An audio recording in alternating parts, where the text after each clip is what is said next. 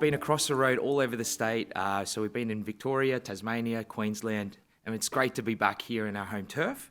And Wollongong, it looks like you pulled out all the stops for us. We've got some hazy horizons, winds are shifting, and of course, behavioural bias is always lurking just under the surface. So in case you missed it before, my name's John Lee. I'm from the distribution team here at Innova Asset Management. And today we're going to dive into what we call the three-body problem in financial advice. Because there's one unpredictable force that can knock things off track. It's not just the markets. Now, a bit of context about us first. Here at Innova, we've been helping advisors and investors navigate these challenges for 13 plus years. We've been doing that through our retail managed accounts and as well our bespoke tailored solutions.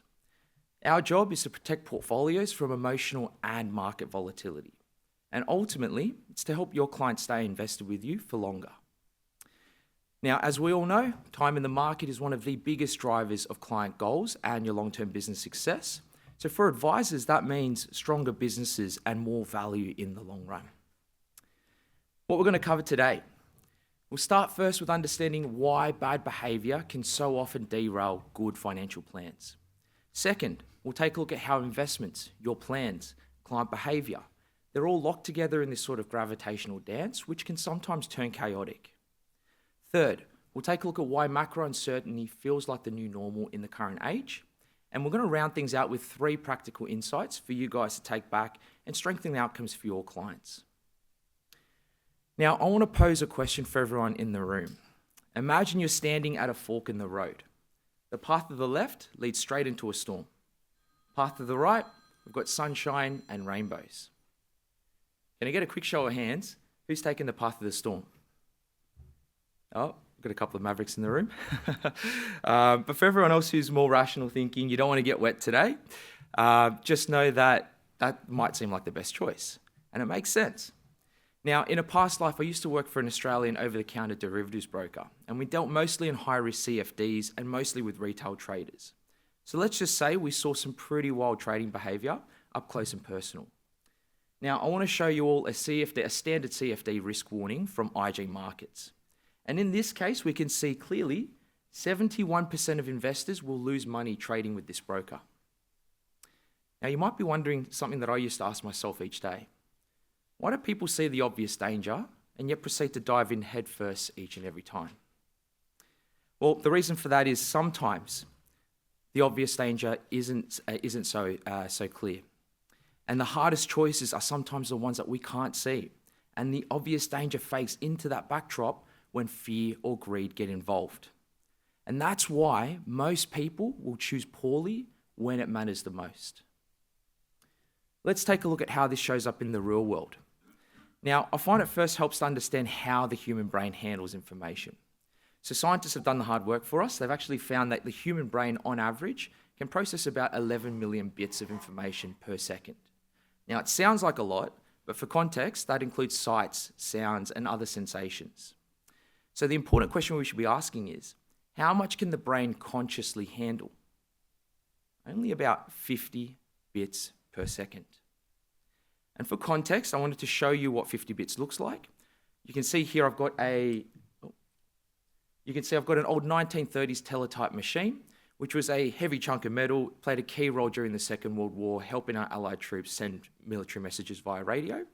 But when we're dealing with big money decisions, any decision in life, it's not exactly high-frequency trading. Now, when our brains are designed for survival, not for investing. And when we're under pressure, like when we experience market volatility, emotions quickly take over and rational thinking often goes out the window. To make matters worse, information overload is a growing challenge facing your clients, everyone in this room, and society as a whole. Now, I've pulled some key stats from 4 popular social media platforms, and I've actually found that people are sharing a lifetime of information every minute online. And I want to show you first, starting with X, formerly Twitter. We've got 456,000 tweets posted online each minute. On YouTube, that's 4 million YouTube videos. Instagram, 216,000 posts, which includes images, videos, carousels, and other forms of short form.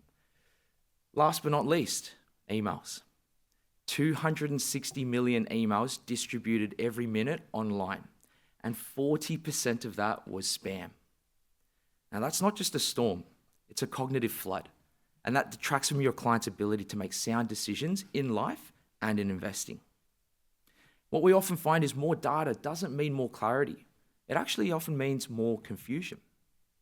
Now, as any good quant shop does, we wanted to visualize this trend of information growth over time and really understand how it's detracting from your client's ability to rationalize their decisions. So, here's why the human brain struggles in today's environment. We can see back in 2010, we started at 2 billion terabytes of information created online.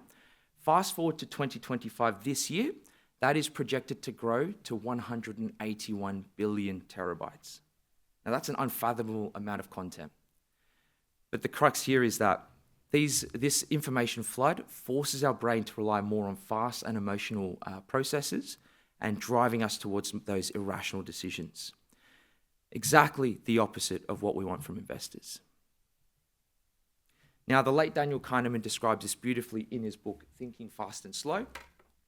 In it, he describes two systems. System one is our fast, intuitive, and automatic brains. Think about the decisions where you have to choose a color shirt or a jacket for the day. Doesn't take a lot of thought. System two is where our slow, rational, and deliberate thought processes are engaged. Like, imagine the mental math you have to do when a client asks, can I afford that new caravan or Land Cruiser I've seen for sale? Under pressure though, system one takes over very quickly. And even seasoned investors can do the exact wrong thing at the worst possible time. Now, I want everyone to think back to Econ 101 for a moment. We're taught to assume, under traditional finance theory, that investors are perfectly informed and they make rational decisions all the time.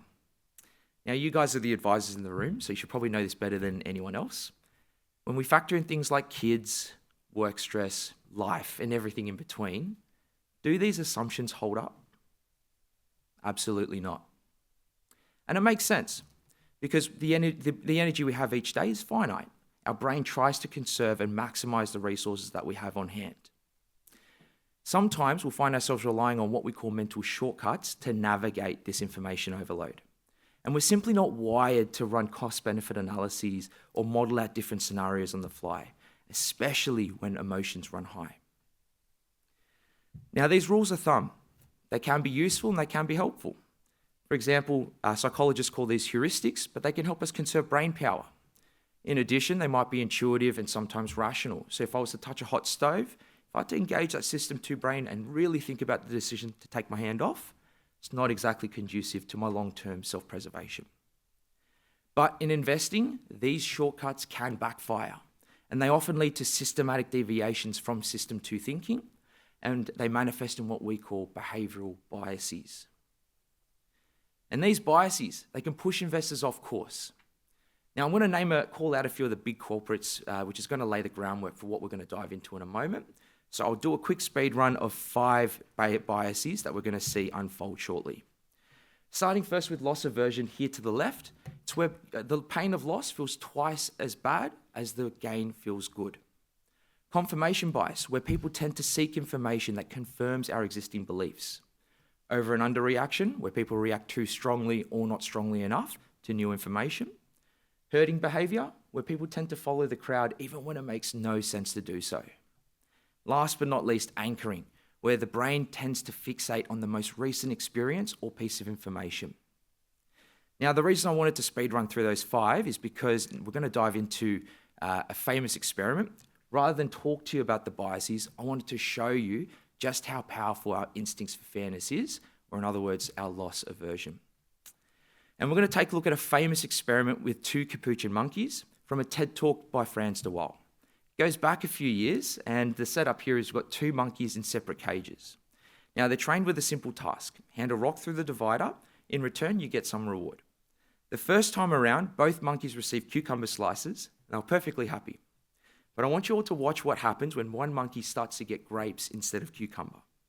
I'm going to play 2 versions of the video, one with sound, then we're going to mute it and we're going to play some of these biases overlaid so we can really break down what's happening in front of us. Let's get stuck into it. The one on the left is the monkey who gets cucumber. The one on the right is the one who gets grapes. The one who gets cucumber, note that the first piece of cucumber is perfectly fine. The first piece she eats. Then she sees the other one getting grape, and you will see what happens. So she gives a rock to us, that's the task. And we give her a piece of cucumber, and she eats it. The other one needs to give a rock to us. And that's what she does. And she gets a grape. And she eats it. The other one sees that. She gives a rock to us now, gets again cucumber.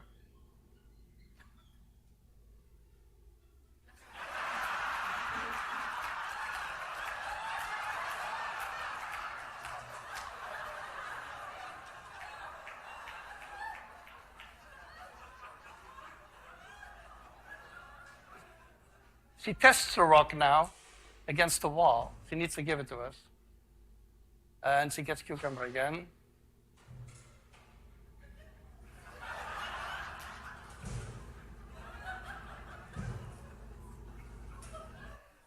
So this is basically the Wall Street protest that you see here. She's a clever monkey. Now, I came across this video with my 3-year-old son, Christopher, and that's when I realized toddlers and capuchins are actually quite similar. They both prefer grape over cucumber, and cucumber slices will start flying. Now, we're going to slow things down and we're going to unpack what's actually happening in front of us with some of these biases overlaid as they play out. Now, I want you all to remember, the first time around, both monkeys were perfectly happy with cucumber. It was only when this monkey to the left sees her neighbour getting a grape that suddenly cucumber doesn't feel good enough, even though it's technically still a reward. Investors can feel the same way when they face loss aversion. Confirmation bias kicks in when she's seen her friend getting a grape and she thinks, hang on, I should get a grape too if I give this one more go. It's just like people convincing themselves that good things must be around the corner. Instead, she gets cucumber and we see the meltdown. Cucumbers flying, cages get rattled. It is a total blow up. And I want you all to watch the herding behaviour because she sees her friend getting yet another grape and she thinks, maybe I should give this one more try. She's so anchored to the expectation of getting a grape, she can't let go. And what we see play out next is the panic overreaction all over again. It's a vicious cycle that we see our capuchin monkeys fall into, and all too often we see investors fall into as well. Fear of loss, anchoring, loss aversion. It's a vicious cycle that so often trips up even the best investors out there. And it's the reason why understanding behaviour is so important in financial advice. Now, if you're keen to deep dive these biases a bit further, or if you find yourself having conversations with your clients, we've actually created a helpful little infographic available via our virtual booth. So totally recommend jumping into the booth at some point today, download those files and feel free to share them with your clients or people in your team. Now, back to, because there's an important conclusion we can all draw here, and that is fear of loss is universal. It's one of the strongest forces driving all of this. For our monkey friends, more accurately, it was the fear of missing out, FOMO. Now, I want to show you guys some human brain scans so we can see what happens when we're exposed to this anxious stimuli. Starting first with a calm brain, you can see there's not a whole lot of brain activity as shown by the orange regions. It's a calm brain, and that's the brain that we want to engage when we're making big decisions. The anxious brain, in comparison, we can see a lot of activity. It's fully lit up in orange, and that is the comparison. It all starts in the amygdala, the brain's fear center. These brain scans also show us that when we're exposed to anxiety, if we're distressed, activity lights up like a Christmas tree. And the crucial part here is it's not just realized losses, even unrealized paper losses can trigger the same survival-orientated parts of the brain. Now, the fascinating bit here is researchers at Yale and the University of Denver have actually found that when people become parents, their amygdalas grow and become more active. It's almost like you're getting a software upgrade, but your spider senses are getting turned all the way to max. Now, when we first brought my son Christopher home from the hospital, my wife and I would wake up at night to phantom baby cries. We'd wake up, burst into his room thinking the whole world's about to end. Chris was fast asleep, safe and sound.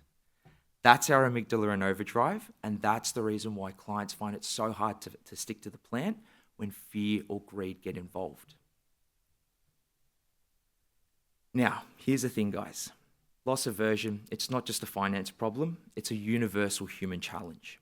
For clients, when that survival instinct fires up, the brain flips into fight, flight, or freeze. Of course, it's funny to watch the capuchin monkeys, but we've got to remember it's the same primitive neural wiring that drives all these decisions in our clients and in human beings. When fear kicks in, our emotional system one takes over. And you guys aren't just advisors, you wear many hats for your clients. Sometimes you're an emotional crisis hotline, other times you're playing other roles. But as the advisor, you're the one who's left talking investors off the ledge when volatility spikes. And that's not just exhausting. It can lead to poor decisions and hurt long-term outcomes for your investors and your business. Now, I wanted to take a look at this problem in a different light. So here's where we're going to take a look at the three-body problem. So how do we make sense of all this chaos in investor behavior? To explain it, I thought I'd take you guys through a journey through back in time and through into outer space, because there's a centuries-old physics problem that perfectly describes what's happening in advice today. And that's where the three-body problem comes in. And I want to introduce you all to Sir Isaac Newton. Because back in 1687, Newton published his masterpiece, The Principia. And in that work, he discovered that you could precisely predict how two planets will move over time. Think about the Earth and the Moon. But the moment you add a third object of similar mass, the whole system falls into chaos. Even the tiniest nudge can send things spinning wildly out of control. And there are real-world implications too, because Newton was deeply troubled by this. It brought into question the long-term stability of our solar system. And fast forward nearly 400 years to today's modern age, even with the supercomputers that we have access to, scientists still can't solve the three-body problem perfectly. In advice, we have a similar challenge. And if you're thinking to yourself, John, this is way too early for a physics lesson, didn't sign up for this, don't worry, here's a short abbreviation. In summary, it's impossible to precisely predict how three bodies will move over time if they're of similar masses. Now, in advice, your plan, your investment portfolio, your client's behavior, they're all like planets caught in gravity. When emotions get involved, the whole system can become unstable. And it's an elegant problem. As an engineering student, it fascinated me, and over the centuries, it's captured the imaginations of rocket scientists, astronomers, and more recently, the imaginations of sci-fi fans. In fact, there was a famous book released a few years ago called The Three-Body Problem, and a Netflix series adaptation released last year. So I'll try not to give away too many spoilers now, but if you simulate what happens between three planets in orbit, like I've done here in MATLAB, you'll actually see that eventually one of the planets gets slingshotted out, or they spiral down into some kind of a weird death dance. And what starts out looking orderly inevitably devolves into chaos. Your plan could be okay, the markets could be solid, but your client freaks out, everything falls apart. And that's why perfect forecasting is impossible in advice. Why? Because emotions become the chaos engine. And especially when client behavior is left to be the wild card, well, perfect forecasting, we can forget about that. And history proves this point again and again. I want to take you on a quick trip down memory lane to the 2008 GFC. And in the real world, we can see during the GFC, the S&P 500 has dropped about 57% from the period of September 2007 to late March 2009. During this period, US households lost over $16.4 trillion in net worth. In other words, that's approximately 20% of household wealth evaporated in just 18 short months. That's not just a market crash, that's a behavioural earthquake. Fear took over, plans collapsed, and we've got the data to prove it. Now, the important thing here is investors with a single multi-asset portfolio were more likely to make value-destructive decisions right at the very bottom. In fact, some investors slashed exposure trying to time the market, which, as we all know, is very difficult to get right. 1 in 5 people surveyed, they postponed getting advice. These were people in the process of onboarding with an advisor who decided to postpone and hold it off for another time. Could have been a great buying opportunity, but they'll never find out. 50% of the people surveyed, half of the respondents, had sold everything at the worst possible time. A complete panic. Guys, behaviour, not the plan, is what destroyed outcomes.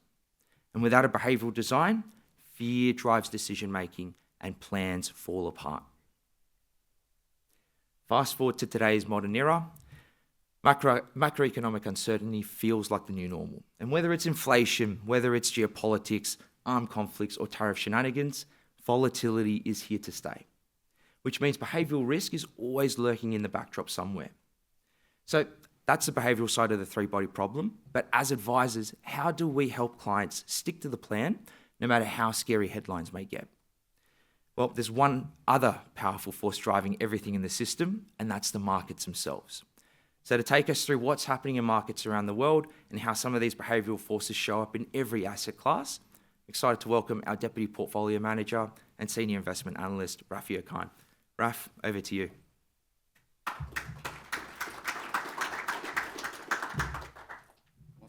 Thanks, John. Thanks for that intro. Those monkey videos never get old for me. I've been seeing it for months now, so it's all right. All right. So the focus for my part of the presentation, coming from a macro and portfolio construction point of view, is how we as capital allocators can make your jobs as advisors a lot more smoother, easier, and more valuable. So I'm going to present an investment process that solves for the erratic problems that John described, volatile markets and volatile human behavior. So what sort of investment process will solve for those two sort of constraints? I'll start off by talking about our base case for 2025 and how we see things going forward. Then we'll have a look at some charts that show us where we can find advantages for our portfolios, avoid the pressure points, and get volatility ready to give you a final plan going forward. The aim of that is so you can lead your clients forward with purpose rather than just reacting to markets. Let's get started. So for 2025, we called our base case soft landing with friction. And we did that because we can see that the global growth rates are slowing down, but unevenly across regions. We can see that Australia, though, consistently leads the pack. Even though we're grappling with a per capita recession, a very highly indebted household and consumer sector, these 2 points are prompting the RBA to stay on a more accommodative monetary policy path. Recording a very low unemployment rate and the RBA cutting rates from that level, you must give kudos, credit where it belongs. In the US, though, you can see a significant dip earlier this year in their GDP consensus forecast. And that's mainly because the markets could not quantify the effect of tariffs, where they range from 10% or 90% across so many different countries. If those risks are so hard to quantify, you're going to get markets derating your forecast very easily. And that's what happened. Even then, the US is what we call the cleanest dirty shirt. They have the world's strongest consumer, relatively speaking. They recorded an unemployment rate beyond full employment, so they're still doing very well. Even though the consumer is still strapped, credit card debt is very high, savings rates are very low, and multiple job holders are on the rise. Despite that, they have the strongest consumer relative to major economies. And then if you look at European regions, they're forecast to have sub 1.5% growth. They're falling more behind the US. Consistently dealing with fiscal austerity issues and ineffective monetary policy, European markets have had a very difficult time. Even then, their equity portfolio, their equity indices can play a role for portfolios, which we can talk about later on. And in Japan, they've had an equity market juiced up by a very historical monetary policy regime. So the question we ask is, can they produce more structural trends as opposed to monetary policy-driven sugar hits? When we look at inflation and the market's expectation of long-term and both short-term inflation, you've got to give credit to where it's due again. The Fed has done well to bring down inflation from those COVID highs. So when they said inflation was transitory, it actually was transitory. Aggressive rate hikes brought down headline CPI numbers. In the US, you had rents and property prices come down, which is not something you can say for Australia. But what consistently keeps inflation anchored at that 2 to 3 level is a high services inflation. So when the cost of services gets up there, it tends to stay up there. And then when we look at liquidity in the markets, liquidity is the lifeblood of flows in and out of markets. And for the last few years, we know the Fed has been progressing with a quantitative tightening cycle. So taking money out of the markets normally has the effect of raising interest rates, raising the fear sentiment. However, in today's scenario, markets have bought up almost every dip that's been underwritten by the Fed. Risk sentiment has been very strong despite liquidity sort of contracting. So if that's the case, how can we find advantages for our portfolios? And I describe that as dislocation creates opportunity.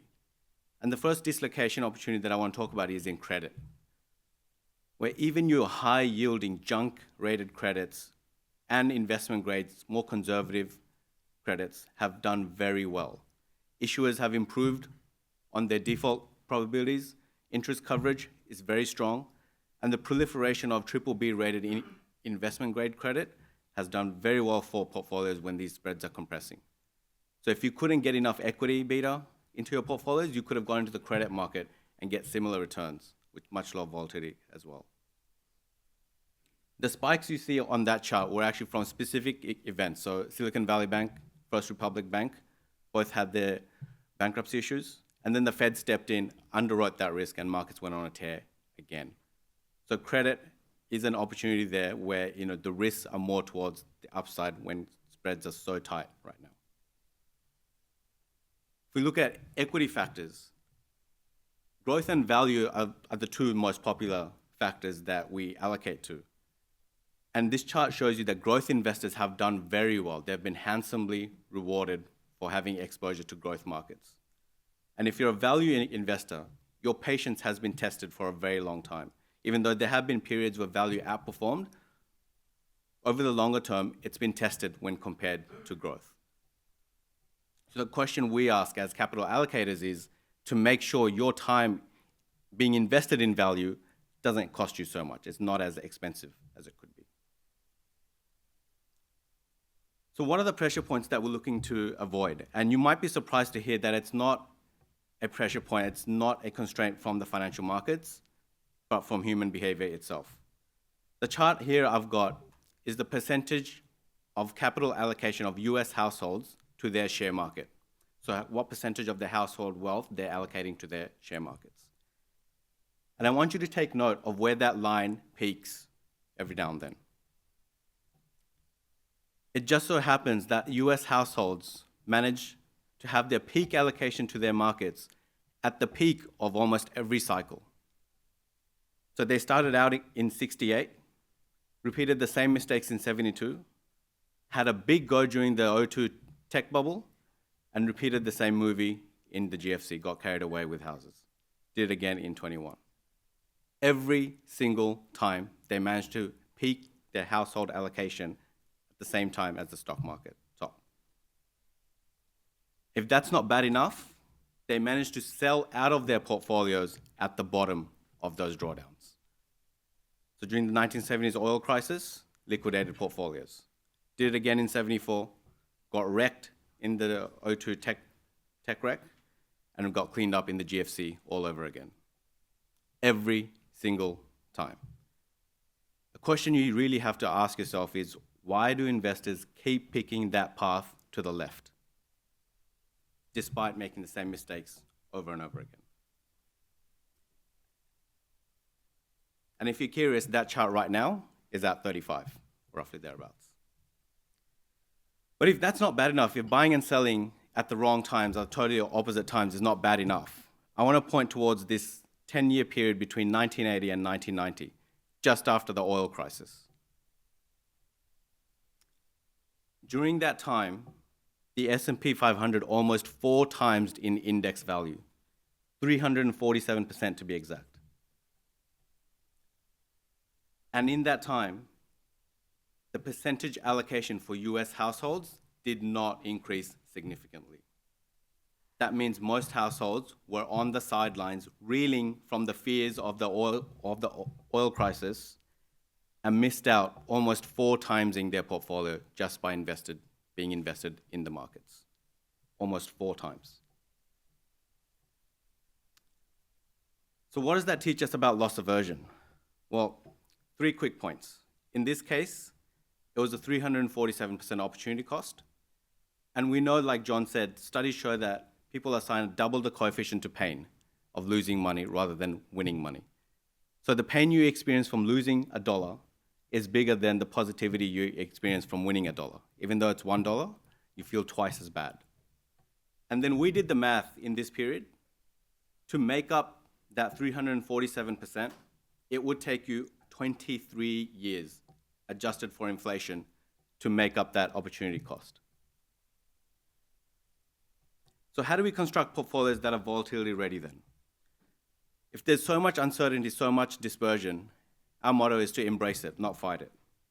And this is a chart that I've got of the US Trade Policy Uncertainty Index. Now, as you can imagine, when tariff numbers range from anything from 10% to 90%, there's going to be a lot of uncertainty. So this is an environment, the point I want to make is this is an environment ripe for active management in stock picking. If you're a believer in American exceptionalism, where he is going to help the American consumer, American businesses, American manufacturing, American jobs numbers, then you want to be exposed to those companies with American exposure to revenue and cash flows. And you need an active management in stock picking to achieve that. Find those sectors that are ripe for growth going ahead. If you look at valuations, we know both in the US and Australia, valuations are being dominated by the big end of town. Your large cap tech in the US and the greatest bank of all time in Australia, Commonwealth Bank. So we can know that in these markets, the earnings downgrades the risk to that is more asymmetric now. In the US, you really have to go outside of the index, find opportunities in equal weight, in quality factors that gives you that exposure and diversification. Because what we can figure out is these 2 markets may not be diversifying your portfolios as much as we think they are. So how do we provide a plan for you as advisors to take to your clients an investment process that solves for this scenario? And if Goldilocks is the scenario, it's not just a fairy tale for us, it's our edge. So the question you should be asking us is, how is it our edge? Well, what I want to show you is, in your typical 60-40 multi-asset portfolios, we know you draw up your risk-return expectations maybe once a year or twice a year. So you have your 10-year expected outcomes, and you allocate based on that. So you might be drawing these conclusions up in January, and then you bring on clients in August, investing their monies based on assumptions from 6 months ago. So if we know the world is changing so quickly, does that seem very risk prudent to you? I mean, my phone does more updates than the SAA in that case. So our point is, we want to be keeping track of markets evolving every single month. So we produce our risk return numbers across multiple factors, multiple markets, and multiple timeframes.